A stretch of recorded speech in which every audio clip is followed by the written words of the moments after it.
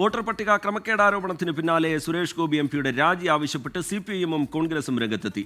മന്ത്രി വി ശിവൻകുട്ടിയും തൃശൂരിലെ UDF സ്ഥാനാർത്ഥിയുമായിരുന്ന K മുരളീധരനുമാണ് രാജി ആവശ്യപ്പെട്ട് രംഗത്തെത്തിയത്. യഥാർത്ഥത്തിൽ ഇലക്ഷൻ കമ്മീഷൻ ചെയ്യേണ്ടത് ഇവിടെ ഒരു റീഇലക്ഷൻ നടത്തണം. ന്യായമായിട്ടുള്ള സത്യസന്ധമായിട്ടുള്ള വോട്ടേഴ്സ് ലിസ്റ്റ് തയ്യാറാക്കണം. സുരേഷ് ഗോപി ചെയ്യേണ്ടത് അദ്ദേഹം ഇതുവരെ ഇതിനെ സംബന്ധിച്ചിടത്തോളം മൗനം പാലിക്കുന്നു എന്ന് പറഞ്ഞാൽ അതിൻ്റെ അർത്ഥം അദ്ദേഹത്തിന് ഈ ആക്ഷേപങ്ങളെ സംബന്ധിച്ചിടത്തോളം ഒരു സത്യസന്ധമായ വിശദീകരണം നൽകുന്നതിന് വേണ്ടി കഴിയില്ല.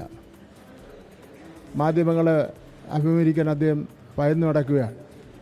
ഈ വോട്ട് ചേർത്തു കള്ളത്തരം കാണിച്ചു എന്നുള്ളത് വ്യക്തമായ സാഹചര്യത്തിൽ ഒരു ധാർമ്മികമായിട്ട് രാജിവെക്കുന്നതാണ് നല്ലതെന്നേ പറയുന്നു. രാജിവെക്കണമെന്ന് ഞാൻ പറയുന്നില്ല, കാരണം അദ്ദേഹം കൂടുതൽ കാലം MP ആയിട്ടിരുന്നാൽ അത്രയും UDF-ന് നല്ലതാണ്. കാരണം അദ്ദേഹം ജയിച്ചുകൊണ്ട് മാത്രം ഒരു BJP സ്ഥാനാർത്ഥി ഇനി തൃശ്ശൂർ ജയിക്കാത്ത അവസ്ഥ ഉണ്ടായിട്ടുണ്ട്. അതൊരു നല്ല കാര്യമാണ്.